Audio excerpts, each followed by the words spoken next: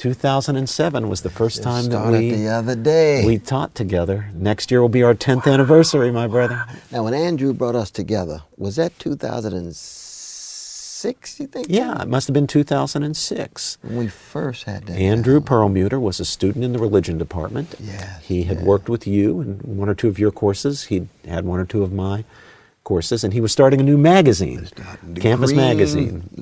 Green Light. The Green Light. It came from F. Scott Fitzgerald. I think the Great that's Gatsby. right. Yeah, I think that very appropriate for Princeton. Oh, yes, yes. And one of the features of the magazine was going to be an interview of one professor by another professor. And so for the inaugural issue, they invited you to be the interviewer, and they gave you the right to pick who your interview subject would be. And you did me the honor. We didn't even know each other very well. You did me the honor of picking me as your interview subject. I remember Andrew coming knocking on the door and saying, "Professor George, would you be willing to be interviewed by Professor West?"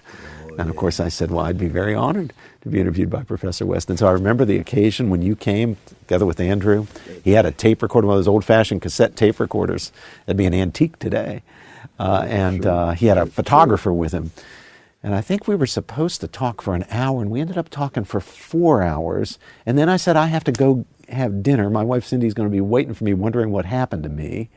And you walked me down to my car, where I held my hand on the car latch for about another half hour. Another 30-minute dialogue. we kept going at it. I do recall. I said, no, I think we've got something special here, though, because there's no doubt our spirits and our souls resonated. And intellectually, we were just on fire talking about the great classical and canonical texts.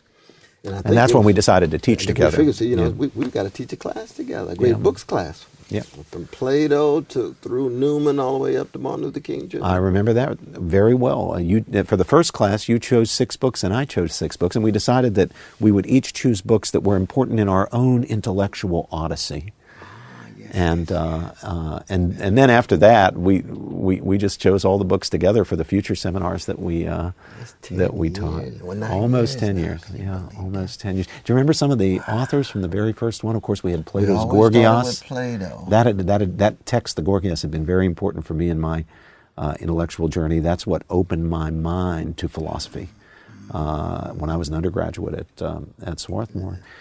You recommended Luther's Babylonian Captivity of the Church, which I had never read. I forgot. Yeah, and only when I read it did I finally understand how one man, an obscure monk, could turn the whole of Christian civilization in Europe on its head and cause a revolution, a reformation, because it is such a powerful polemic. Of course, as a Catholic, I needed to hear that.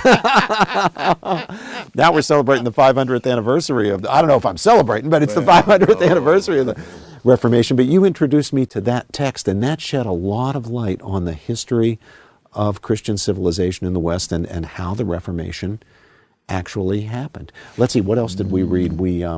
We read Hayek and we read Marx. Hayek and Marx. We read Marx's Communist Manifesto. We insisted on reading both. That's exactly right. And I remember one of the books you chose was Leo Strauss' Natural Right and History. Oh, yes. That's right. Now, people would be surprised about that because they think, Cornel West, he's a big leftist. He's going to hate Leo Strauss. Why would he insist on reading Leo Strauss? But what people don't know about you, my brother, is that you've got a deep appreciation of the conservative tradition. Leo Strauss, Eric Voegelin, Burke. Edmund Burke. Yeah, I'm outing you now in front of all these people. No, I tell the world. I tell the world. Yeah. But you insisted on Martin Luther King Jr. I did, because I'd been teaching Letter from the Birmingham Jail, and it was a very important text for me. And of course, it's important to the history of the Civil Rights Movement, but it's actually a work of political philosophy, one that draws on many of the other works that we were reading. It draws on St. Augustine and St. Thomas Aquinas.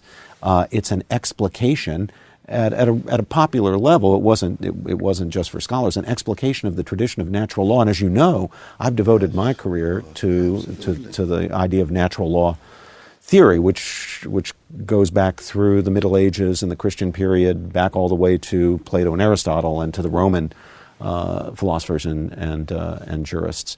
So King is a kind of synthesizer and summarizer in the context of the civil rights struggle of these treasures of civilization that give us reason to believe that there are standards above the merely human law, moral standards, principles of natural law, under which the human law always stands in judgment. Absolutely. That's how we can judge human law to be good or bad, right or wrong, just or unjust. If it weren't for those standards, as King points out, then there would be no saying that Hitler was wrong or Hitler was bad, or that Mother Teresa is good. That's right. We'd be left in a kind of swamp of relativism and ultimately nihilism.